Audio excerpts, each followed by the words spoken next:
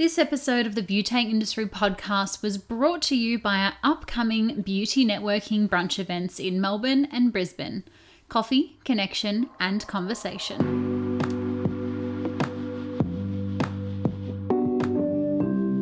Hello and welcome to the Beauty Industry Podcast, your online support community for the professional beauty industry.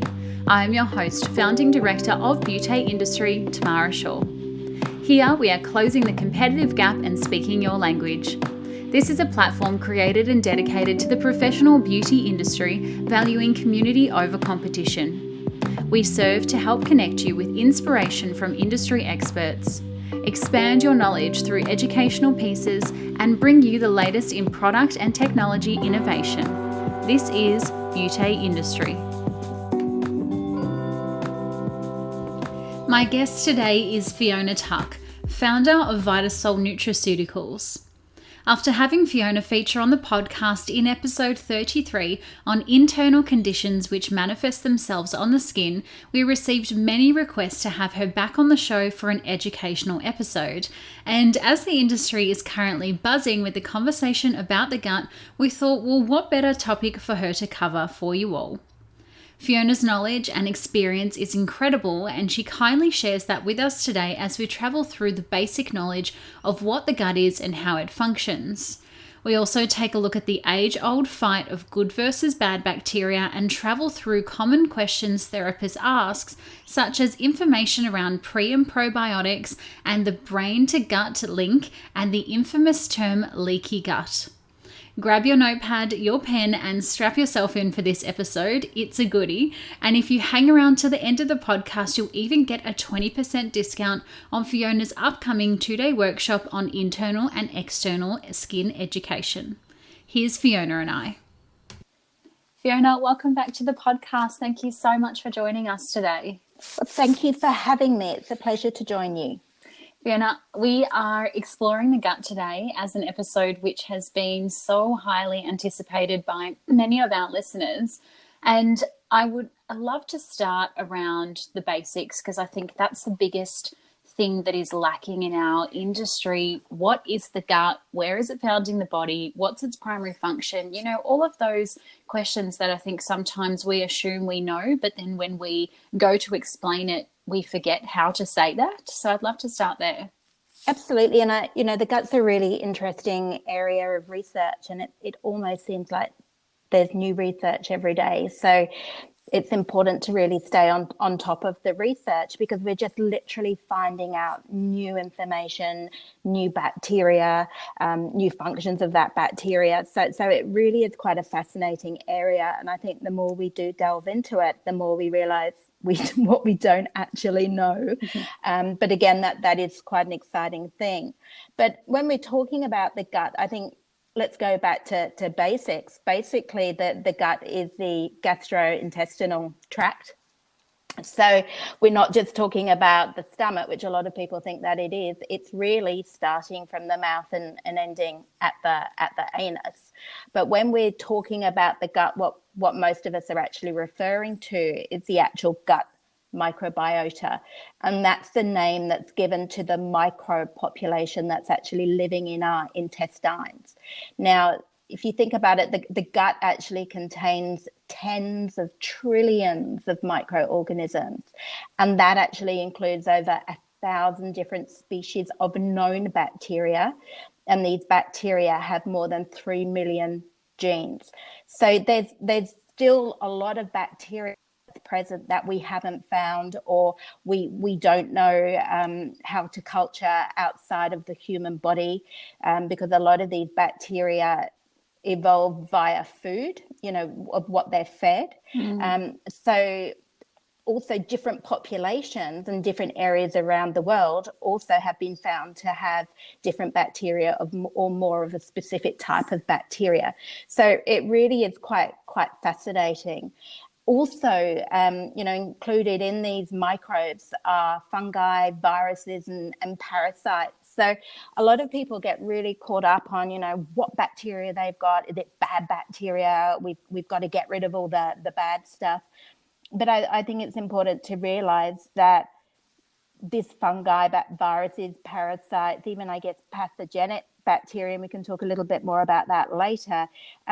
Really, it's in small amounts, and it's there. It's all sort of living in harmony with our good or beneficial bacteria, and it's not doing any harm, or it shouldn't be doing any harm, because good bacteria, if you like, is keeping everything under control.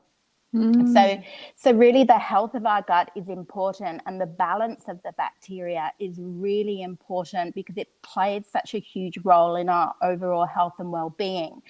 And these bacteria are involved in things like nutrient absorption, hormonal balance, so they can actually help with hormone production and metabolizing hormones, even things like helping to break down and clear estrogen in the body.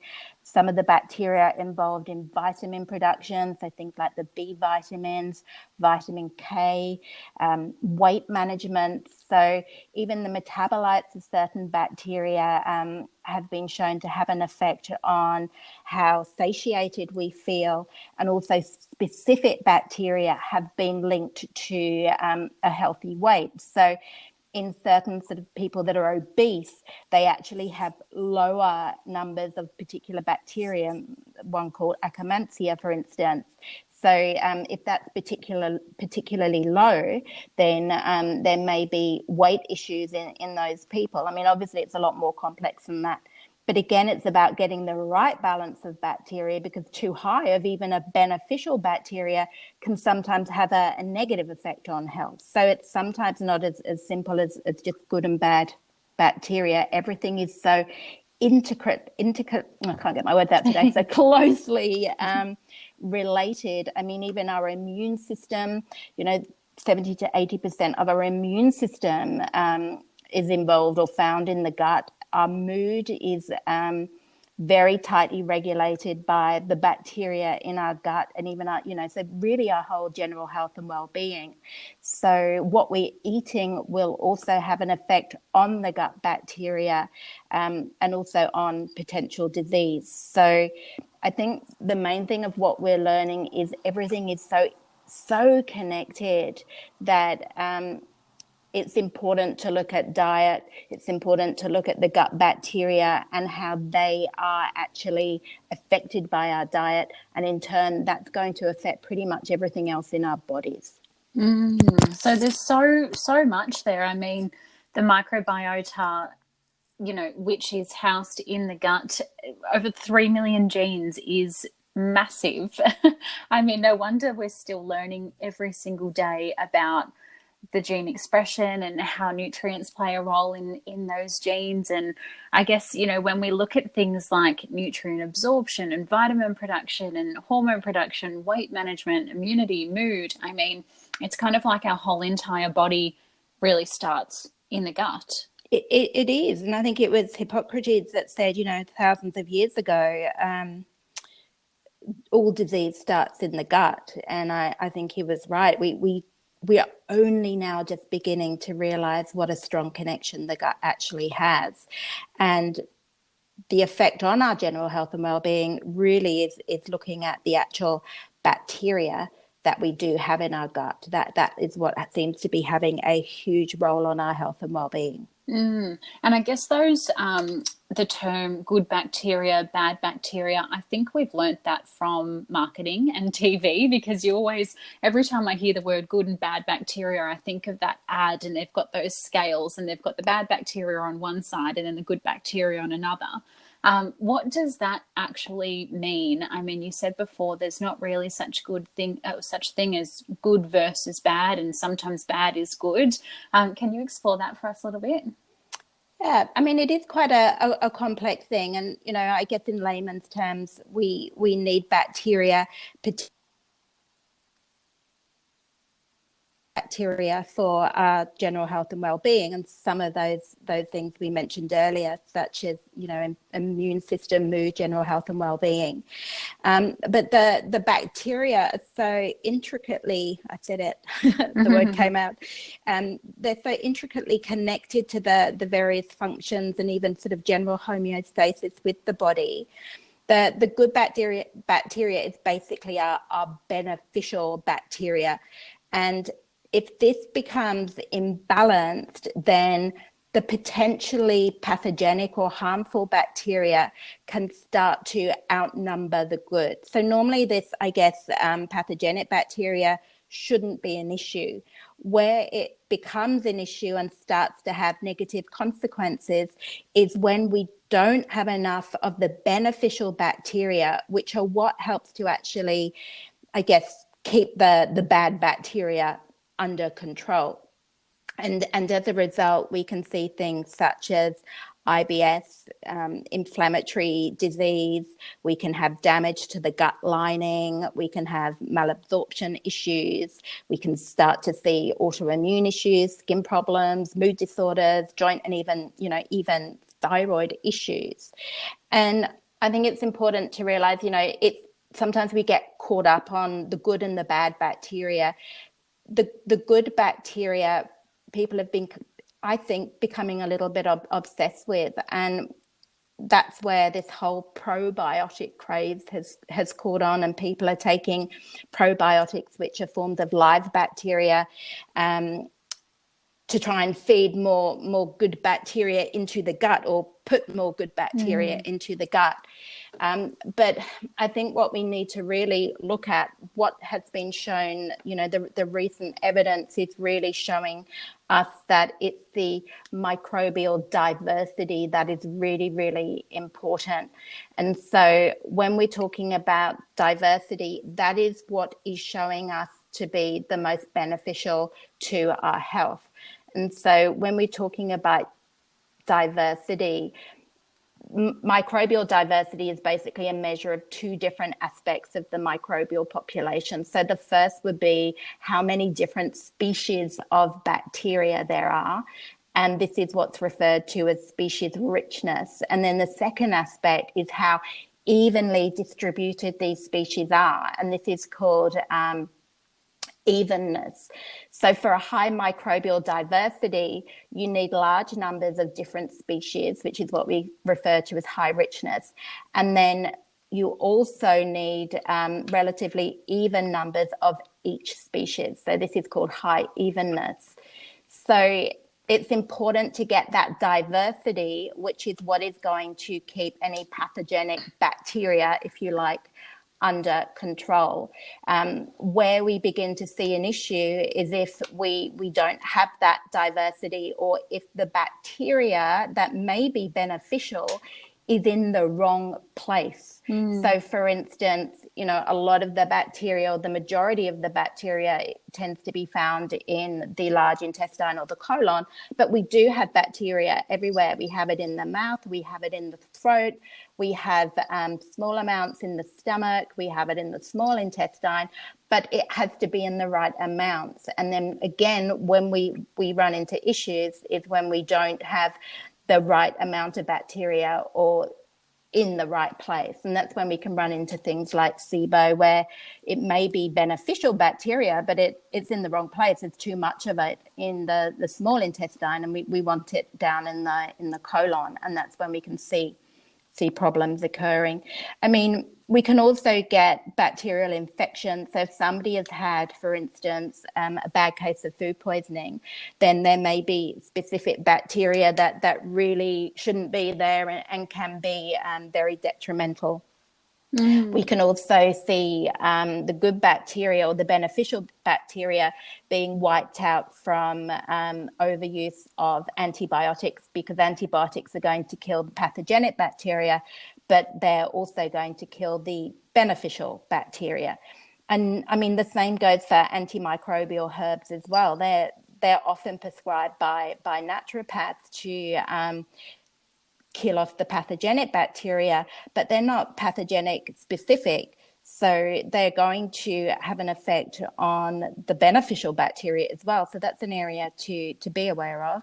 And also certain medication, things like proton pump inhibitors, can also disrupt the barrier. It can affect the barrier, but also the bacteria, alcohol consumption as well. And particularly, I would say that the thing that affects the bacteria the most, and the beneficial bacteria, is really our diet.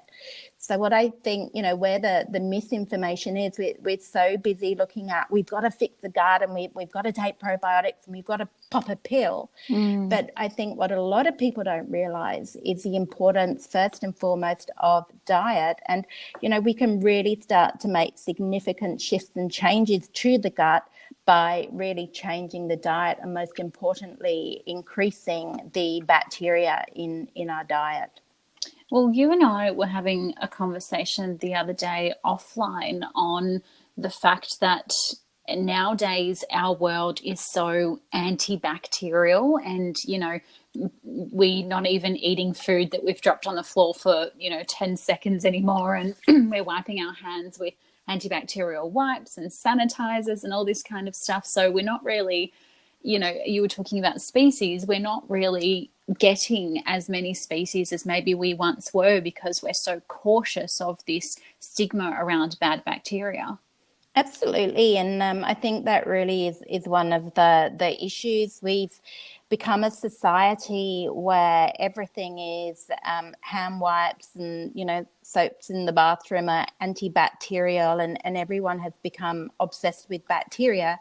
And as a result, that can actually affect the actual microbiome. And so I think that actually has a lot to answer for when it comes to things like allergies, and why we're seeing such an increase in allergies now, because I think our diet has changed. We're having much more processed food, and processed food in itself can be a real issue when it comes to gut health, particularly with having a negative effect on intestinal permeability because of the additives. High fat diet. I mean, we were looking at things such as the ketogenic diet and paleo diet. A couple of years ago, everyone was saying, oh, this is the best thing ever. But the evidence now very, very clearly shows us that a high protein diet, a high fat diet, has a very negative consequence on the gut. And in fact, it can increase certain metabolites in the gut, which have been shown to be linked to cardiovascular disease. So we know that high fat, high protein is not a good thing. And as a result, people have been cutting back on the carbs.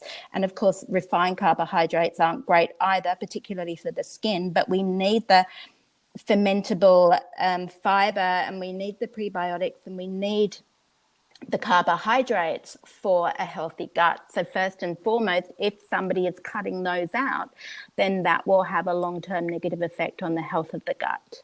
Yeah, that's so interesting. And I think, we kind of don't do our own research sometimes. We just hear, even my mum was saying the other night she lost 7 kilos on the new ketogenic diet. And I think when we hear that, we go, oh, great, I want to start that as well. But maybe we don't actually do enough research into, well, how does it influence the body? Just because one person lost this amount of kilos, what does it mean for me? And I guess everybody is different. And I'd love to explore with you, because I heard this the other day, that the gut has been known as the second brain. And you talk about this in your book, The Forensic Nutritionist, in terms of, that feeling that we get after having maybe a big bowl of pasta or loads of bread, and we kind of go into that, what we call that food coma. So I guess it is intrinsically linked. Why is that?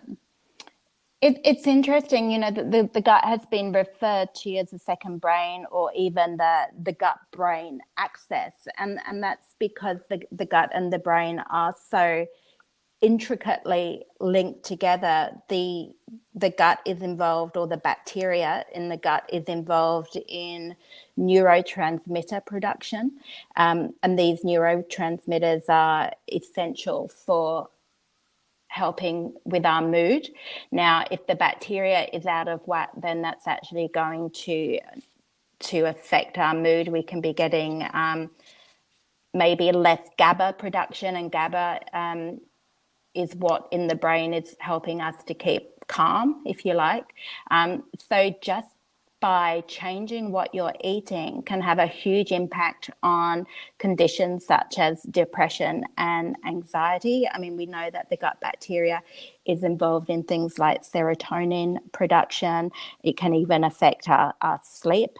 So that is something that a lot of people don't think about. So the bacteria basically produce a range of neurotransmitters, and that is through the metabolism of ingestible fibers. So if we're, again, not getting enough fiber in the diet, that's going to affect things such as dopamine and GABA, acetylcholine, serotonin, all of these that are really important for a healthy mood and really a healthy nervous system. But if you think about it even more, it's even more complex because the gut and the brain communicate with each other in, it's biodirectional, which means both ways. So what's going on in the gut, I always say what happens in the gut doesn't stay in the gut. It's not like Vegas. The nervous system exerts a really profound influence on all of the digestive processes.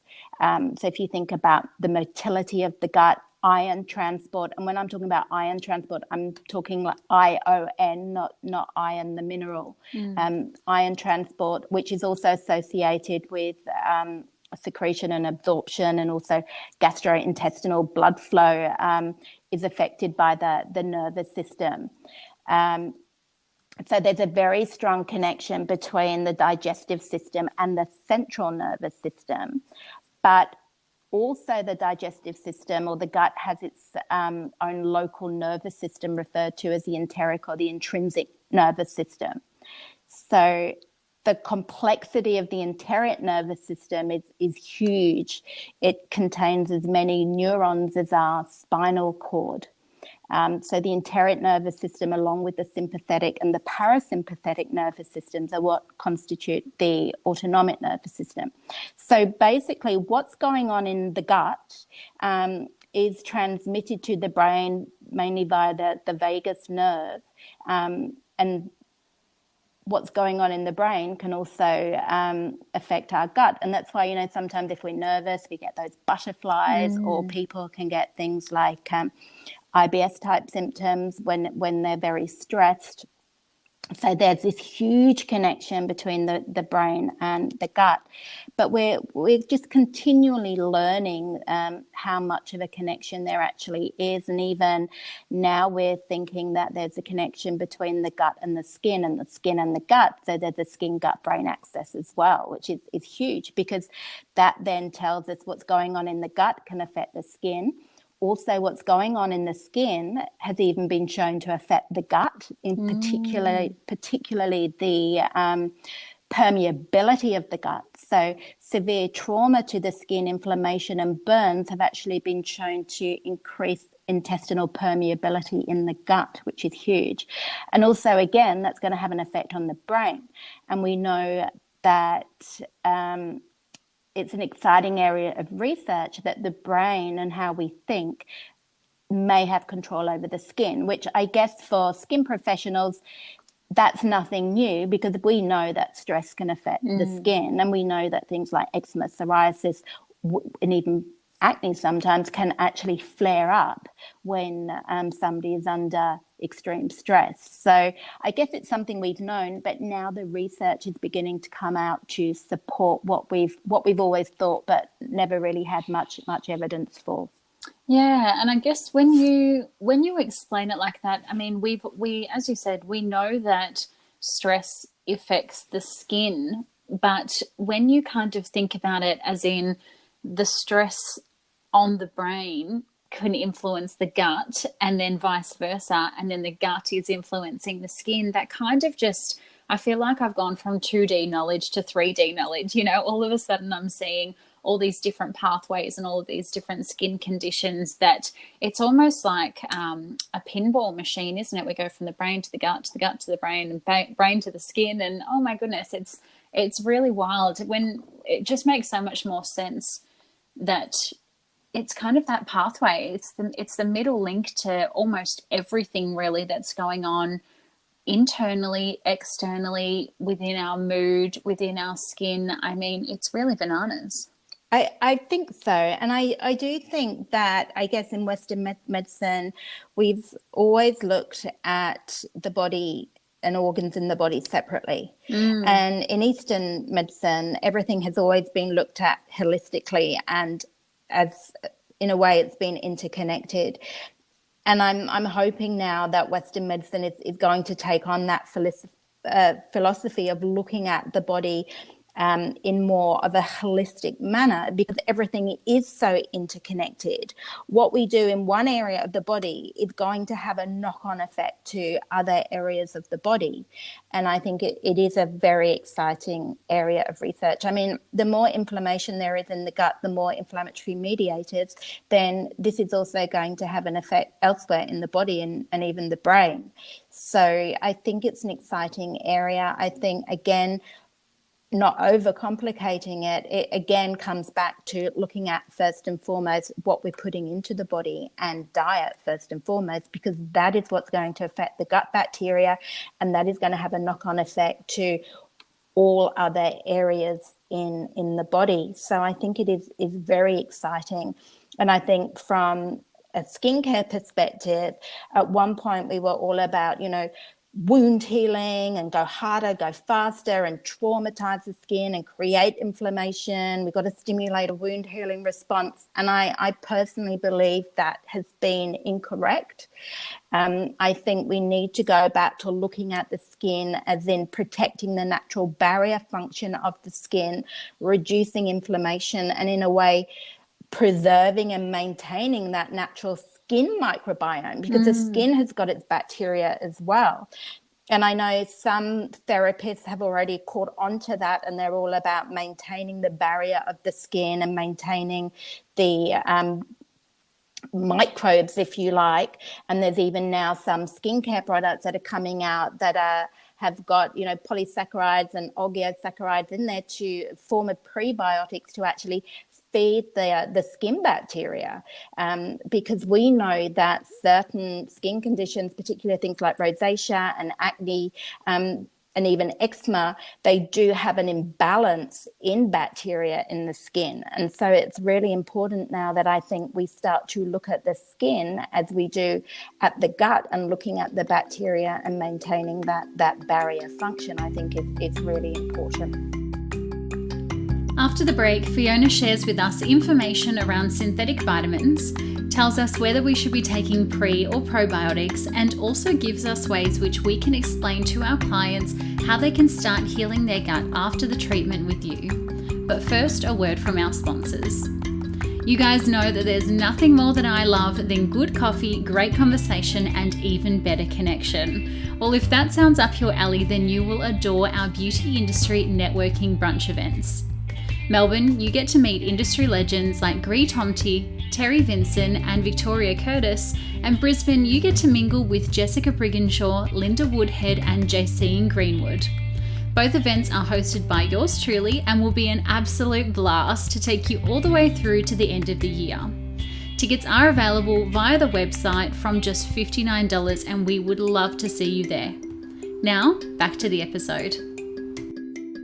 It's like our knowledge comes around in a full circle. I mean, when I very first started to get into the beauty industry, we were learning a lot about pH and, balancing the pH of the skin. And I guess when we're looking at bacteria, it's kind of come full circle in that we are wanting to keep that harmony, but just somewhere along the way, we got a little bit lost and we thought that peeling was best and needling was best and frosting the whole face was best. And I guess we've kind of come full circle, and now we are looking at more of those anti-inflammatory treatments and, lymphatic drainage treatments, and trying to really control the inflammation within the skin. And we're seeing, I guess the reason why we're doing that is because we are seeing so much more of these sensitized skin conditions, your eczema, your psoriasis, your dermatitis, etc.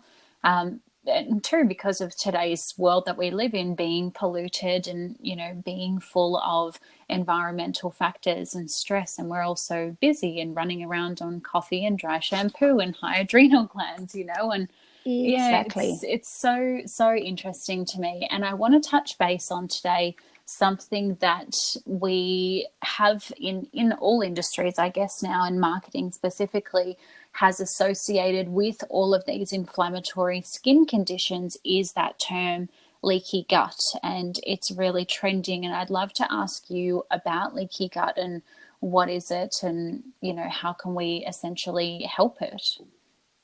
I think there's a lot of misinformation or misconceptions when it comes to leaky gut, and again, I guess it's becoming a bit of a media bandwagon where everyone's hopping on and saying they've got leaky gut or you need to fix your leaky gut.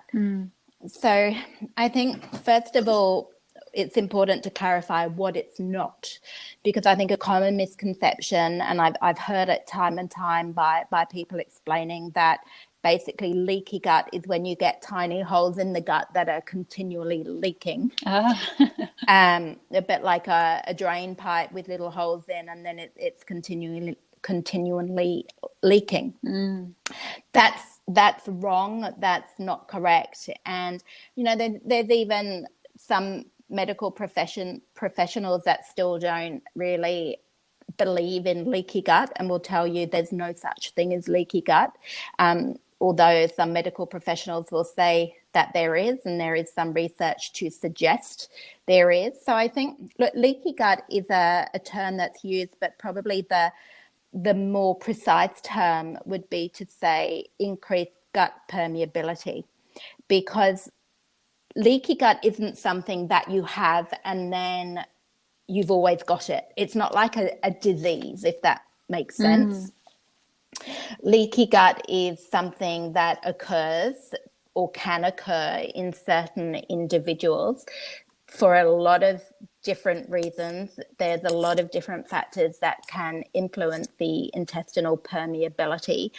But if you think inside our gut or our bellies, we've got an extensive intestinal lining. So the lining of the gut basically covers more than 4,000 square feet of surface area. And the main purpose of the intestinal lining is to act as a protective barrier. It's a barrier, if you like, to the outside world, because we're putting things from the outside in. It's going to first and foremost be there as protection. So protecting the body from pathogens or things that shouldn't be there. It's also going to aid in nutrient absorption, and the gut lining maintains control via what we call tight junctions. And that is what is going to keep out unwanted molecules and pathogens. So when the gut is working properly, it's going to form a tight barrier that controls what gets absorbed into the bloodstream. So it's important to know that the tight junctions, and these basically are what keep the cells tight and stop pathogens getting in. These are dynamic structures. So think of them in a way like a door that open and close. They're opening and closing depending on what they're going to let in. So it's not that they become permanently open all the time, but it could be, I guess, look at it like a door that has become a bit squeaky and it doesn't shut as effectively. That it needs the hinges on the door basically need oiling. So we've got this increased permeability. The doors aren't shutting properly. So what happens is that in an unhealthy gut lining, there may be increased permeability. So this may allow partially digested food, toxins, pathogenic bacteria to enter into the bloodstream, which then can cause or trigger an inflammatory response. We can also see if there's changes in the gut bacteria, maybe there's more pathogenic gut bacteria, then this also is going to increase potential inflammation in the gut, which can also weaken the intestinal lining. And this can then have a knock-on effect to all sorts of things. So we can start to see autoimmune type responses, which can affect things such as the skin. We can see things such as Hashimoto's thyroid conditions. We can see rheumatoid arthritis, all sorts of autoimmune related diseases.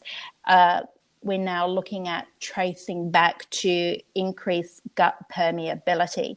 So this gut permeability can occur through an imbalance of bacteria, which is creating inflammation, which can cause more inflammation or weakening to the actual lining of the gut. This in turn is going to have an issue because the actual lining of the gut, I said earlier that it does actually have a protective influence, and the enterocyte cells will actually produce antimicrobial peptides as their first line of defense to keep the pathogenic bacteria under control. So if there's inflammation in the gut and there's an imbalance in the bacteria, then the antimicrobial peptides aren't being released, I guess, or, there's an imbalance there, which can further throw out the gut bacteria. Now, increased gut permeability is going to be happening in people with gut issues, particularly non-diagnosed celiac disease. We can actually start to see damage to the intestinal villi, which is going to decrease absorption, and then we can start to see inflammation and then more damage to the gut lining. And that's also because with celiacs, they're going to be reacting to gluten, and gluten has been shown to increase intestinal permeability, particularly in celiacs. So I don't think we can say that gluten causes leaky gut, but what we do know in celiacs, obviously they're allergic to gluten, and then there's this whole issue with increased gut permeability and damage to the intestinal villi. But I said earlier that leaky gut is the tight junctions are dynamic. They open and close. So it's important to remember that what we eat is going to have an effect on the tight junctions. So we know that gluten can increase a protein called zonulin, which is opening up those tight junctions, but that's particularly problematic for celiacs. But if someone is eating a lot of gluten, they're having Wheat Bix for breakfast, they're having a sandwich for lunch, and then they're having pasta for dinner, and they're not having enough vegetables and specific prebiotic foods in the diet, then that may be contributing to existing increased gut permeability, or it definitely won't be helping the health of the gut.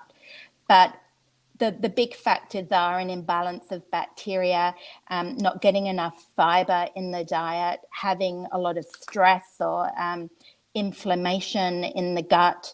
We also know that one of the worst things to increase intestinal permeability is alcohol. So I think, sometimes certain foods get a bad rap, but one of the worst things we can do for the gut and for our skin is drink alcohol. So I'm not trying to be a party pooper, but I think it's important to realize that if you're trying to treat skin, we really need to educate our clients about the damaging effects of alcohol, and maybe just save it to 1 or 2 glasses at the weekend, but realize that if you're trying to fix the gut up and you're trying to fix skin up, if somebody is still drinking alcohol and they've got something like rosacea, it's like going to the gym and eating donuts. You're not really going to get anywhere. And again, things like processed foods, high salt, high sugar, and all these emulsifiers that we find in processed foods can have an influence on gut permeability, because they're actually going to be affecting the bacteria in the gut in a negative way. So it's really important that we cut back on the processed food and really start to learn about additives that may be having a negative effect on the lining of the gut, and then looking at even things such as capric and lauric acid from coconut oil can actually influence the intestinal permeability in a negative way. Hops from beer, even pepper and capsicum is going to, so if somebody's having gut issues and they're having a lot of chili peppers and capsicum and black pepper, that's going to affect intestinal permeability. And if you think about it, the pharmaceutical industry has been using piperine, which is a derivative of black pepper, for years to enhance the absorption of certain medications. And I'm not saying that you have to avoid all of these foods and completely cut them out of the diet. It's just if you are always eating gluten, if you are having spoonfuls of coconut oil every day, or you're having a lot of chili every day, it's about maybe, again, getting that diversity of food and making sure that you're increasing the foods that are going to help to strengthen the lining of the gut, feed the gut with the nutrients it needs for healthy enterocyte cells. And again, it's always coming back to diet. And speaking of diet there and the foods we eat, you were talking about synthetic ingredients and fillers and emulsifiers, and something I know is huge in the beauty industry at the moment to help clients' skin is a lot of therapists are suggesting synthetic supplements and vitamins, and go to the nearest chemist and grab this specific vitamin for your acne. I know you have quite a strong stance on synthetic vitamins and that we should be using food to heal the body and heal the skin instead, but I'm wondering if you could share why that is. I think that the industry at present is outdated, particularly with nutrition, naturopathy, and even in the skincare world, we think it's very easy to pop a pill and everything will be all right. It's the same with pharmaceuticals. They do have their place. However, there's always going to be a knock-on negative effect, because when you're taking a synthetic vitamin, quite often it will come with colors, additives, fillers, and the vitamin or mineral itself usually will be in a synthetic form. And what that means is that the body has to convert it via usually enzyme reaction, which needs more nutrients, to be able to absorb it and utilize it within the body. The best way I can describe it, Tamara, is if you imagine having a game of snooker. You have the white ball and all the coloured balls. When you're taking your nutrients in from food, what you're getting is the nutrient, but you're also getting all of the plant compounds, the bioactives that come with that nutrient to aid absorption. So it'd be like hitting the white ball in snooker and all the coloured balls going neatly down into the right pocket. When you take a synthetic vitamin, it is in way higher doses than is naturally found in nature. So it's a bit like being punched, giving it a big punch. So you're going to hit the white ball straight down the hole, but then all of the coloured balls get scattered and go all in different directions. So we're meant to get our nutrients in low doses via food with the plant compounds and the polyphenols and the bioactives and the flavonoids and all of these necessary compounds for them to be able to work effectively in the body. When we get it through food, it's in much higher doses. There's always going to be a knock-on side effect. Now, the studies aren't there to support long-term benefits of taking synthetic vitamins. In fact, you just have to hop onto Google and do your own research to show that many supplements, things like calcium, beta-carotene, B vitamins, zinc, many of these supplements actually have side effects and have actually been linked to having long-term detrimental health benefits. Some studies are even saying that things like branched-chain amino acids or taking a amino acid individually on its own can actually have such a negative effect. It can shorten the lifespan. And the interesting thing about that, when we come back to looking at the gut bacteria, if somebody's on a high protein diet, then we can see metabolites produced that have actually a toxic effect in the body and have been linked to disease and things like cardiovascular disease. So I think, again, you can't cheat nature. When you take something in a stronger, isolated form, there will be a side effect. So I think the future, and we're very behind at the moment, but what I'm all about is nutrigenomics. So getting the food with its plant compounds to help with our own natural gene expression. We know if those plant compounds aren't present, then the synthetic vitamin will overrule the gene expression and actually can have long-term negative side effects. And so what I'm talking about here is we know certain plant compounds can actually help the body to produce its own antioxidant and its own anti-inflammatory pathways, so we can upregulate or downregulate specific genes, and that we do through food. We don't have that same effect with synthetic vitamins, so they can kind of overrule these pathways and have an effect, but long term that's going to actually have a negative effect. So there may be certain situations where synthetic vitamins are recommended. You know, maybe somebody's got a vitamin D deficiency and they need a vitamin D supplement to get the levels back up. But to go around recommending a zinc supplement to a client that's come in because they've got acne, I actually really, I think that's actually potentially irresponsible, because zinc can actually knock out things like copper, it can knock out iron, and long-term use of zinc will actually lower the immune system for the very reasons I've just been saying, because it's going to knock out those biochemical pathways and the body starts relying on the synthetic zinc. It's not doing the work for itself. There's a protein, if you like, in the body called NRF2 activation.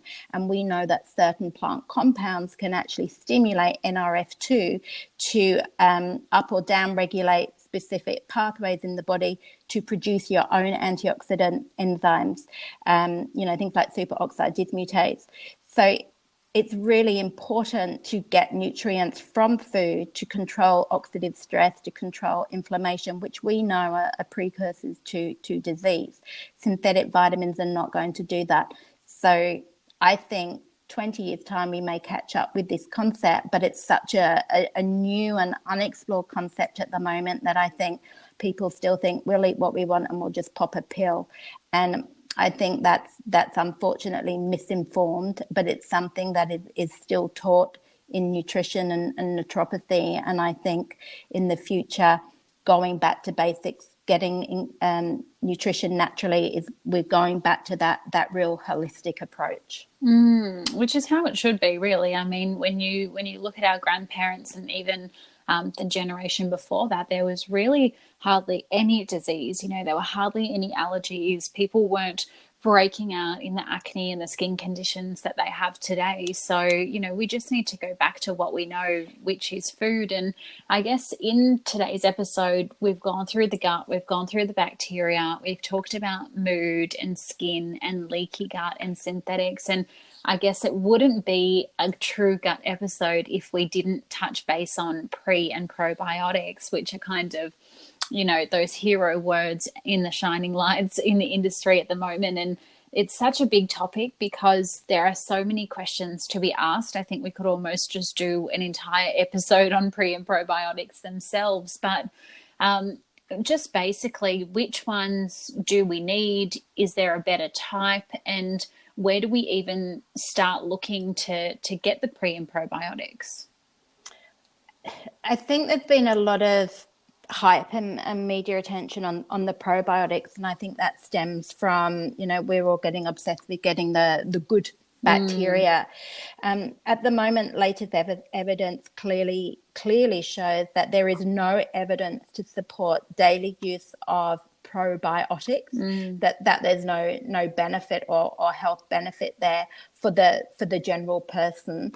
And that's because, Tamara, that microbiome is unique to each individual. So the bacteria that you have is very different to the bacteria that I have.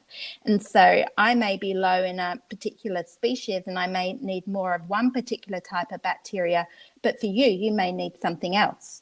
So just to pop a probiotic willy-nilly, you don't know what you need, and you don't know if that particular probiotic has got what you need. So the evidence just isn't there to support the health benefits of taking probiotics daily. You've then still got the issue of probiotics. A lot of them can be very sensitive to things like time and heat, so they die off. And of course, they've got to get through stomach acid, which is going to, and they've got to get through the small intestinal tract, and then they've got to get down to the colon. So even then, when you take a probiotic, there's very few that are actually going to get to where they need to get to for a beneficial effect, which is why you need to have them in very high strains in capsules, and really you need to know what you need.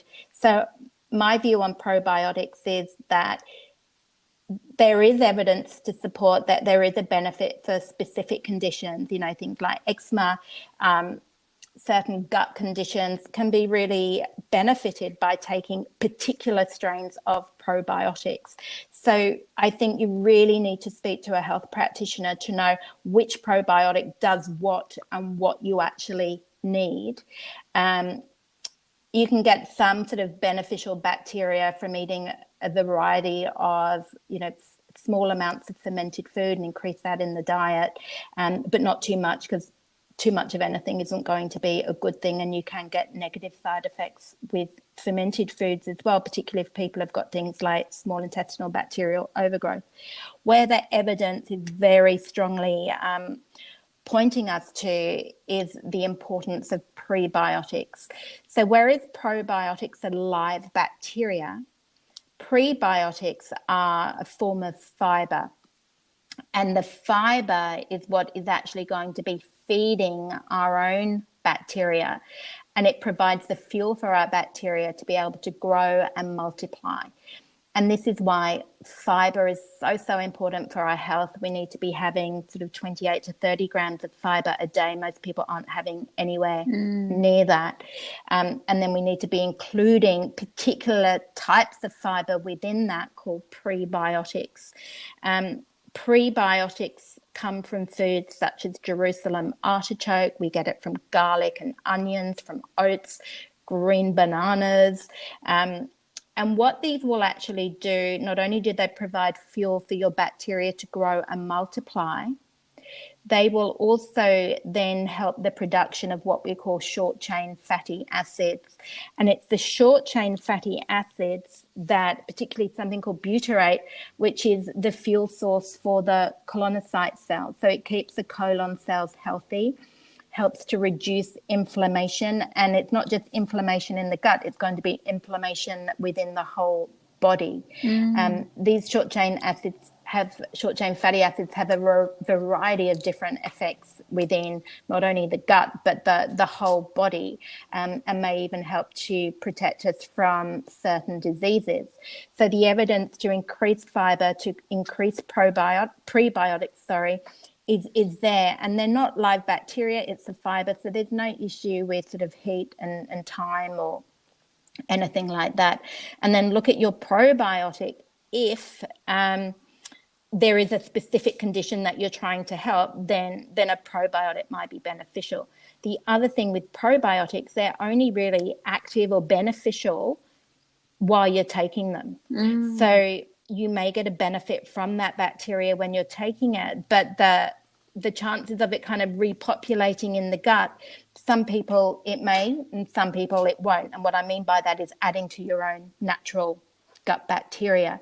So again, the evidence there is limited. I think there was even a paper last year to say that taking probiotics straight after antibiotics, at one point we thought that was what you need to do, but now it's been shown on one paper that if you take probiotics after antibiotics, it actually slows down the recolonization of your own natural gut flora.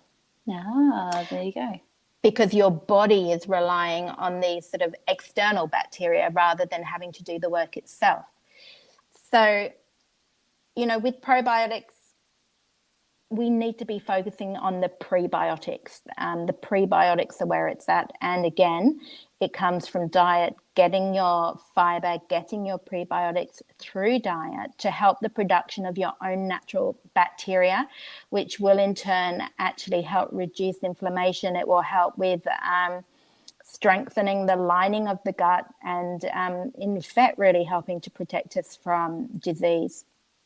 Fantastic. There's so much misinformation, I think, out there, and I'm always going to blame marketing, because with marketing you can literally sell ice to an Eskimo, and I think we as therapists just need to maybe do a little bit more research prior to jumping on the bandwagon of the probiotics and listening to everything that everyone is telling us, and maybe, utilizing resources like this and, books and more, that we can actually further just completely understand what we are talking about.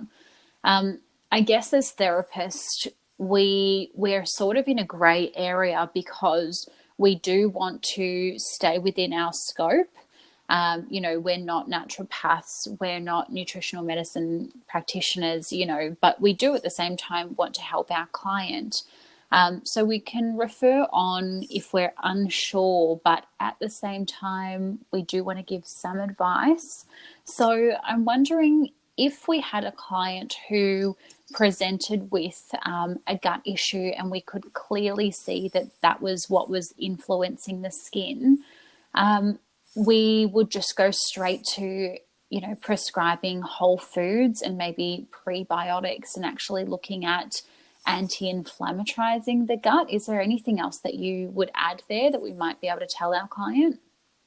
I think it's a good point not to try and suddenly become a nutritionist or a naturopath if you're not, qualified in that area. And when it comes to gut issues, it's such a complicated thing, because people with gut issues, they may have an imbalance in bacteria, or they may be intolerant to certain foods. They may be intolerant to what we call FODMAPs, and they may need to reduce that for a while. There's so many things. And really, to be honest, there's no one size fits all approach.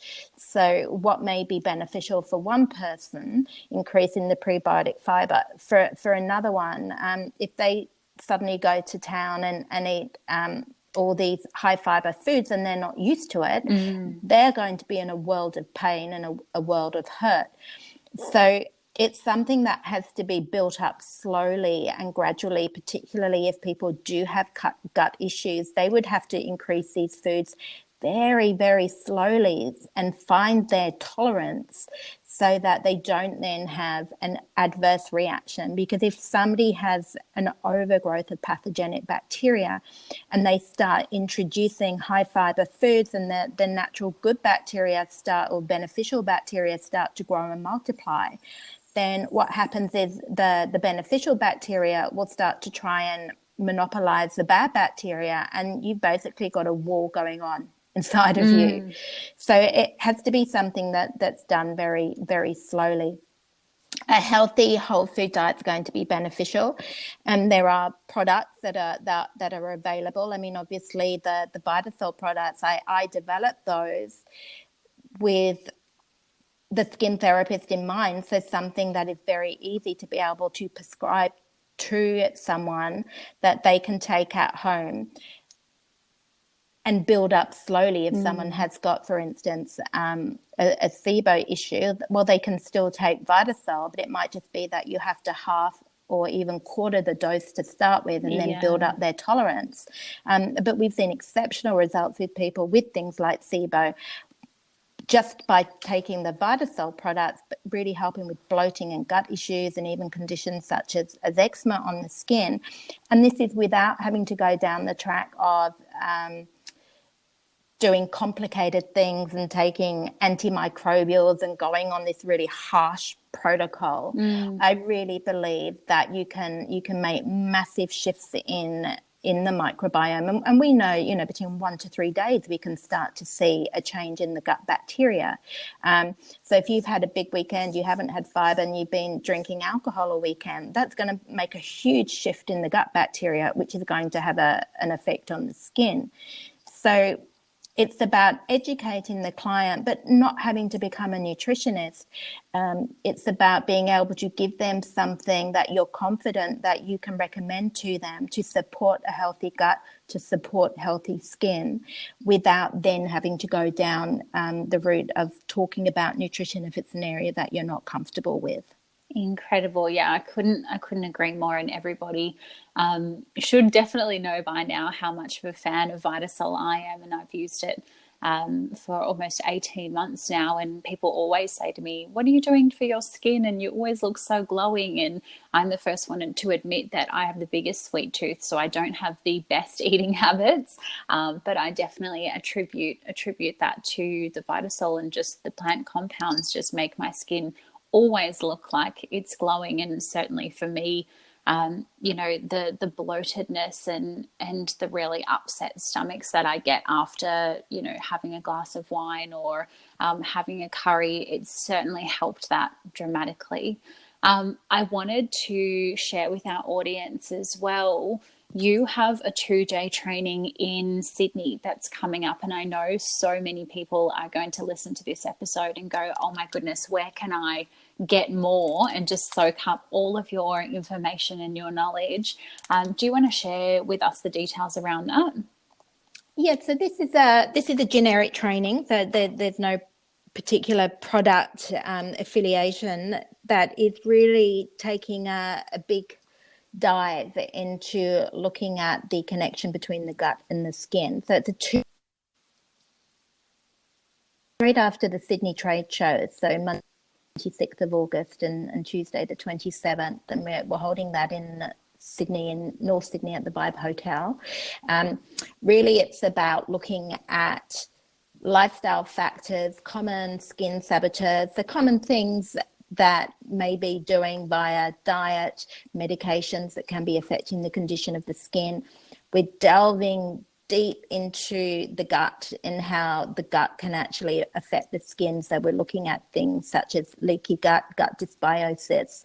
We're looking at different bacteria. We're looking at what is the gut. And then we also look at the detoxification pathways of the skin and how we can support those to maximize a healthy skin. We're looking at common associated skin disorders and the diet connection, things like acne and rosacea. And then we're looking at the nutrients that are needed for healthy skin and how to recognize signs of nutrient depletion by looking at the skin. It's a goodie. It is a one-off. I'm not running this on a regular basis. I've had a lot of requests for this training. So we've put it on as an intensive 2-day training, but I'm not running it in any other states, and I won't be running it again. So in case anyone's going to ask, it's a one-off that I'm not doing it again.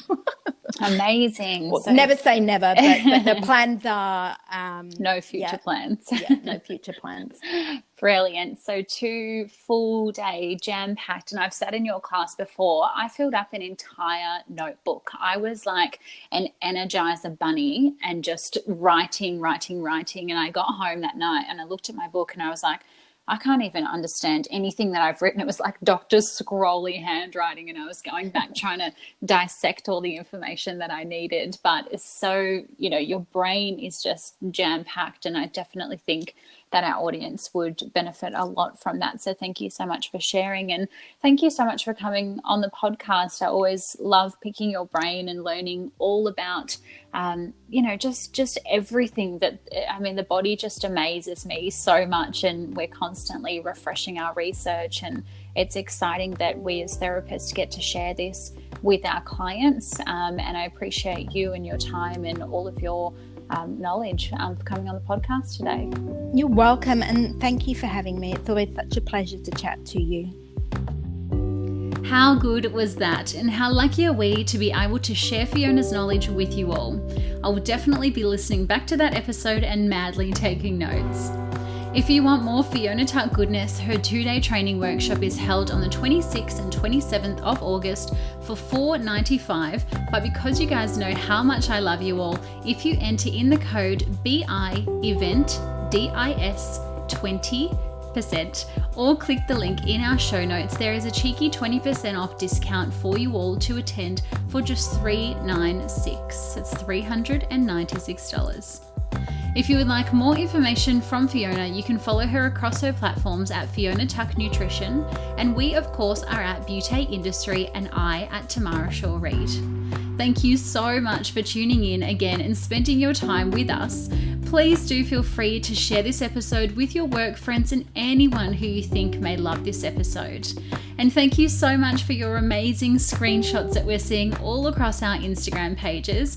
You guys are actual heaven. That is how we can continue to spread the conversation and reach more industry ears.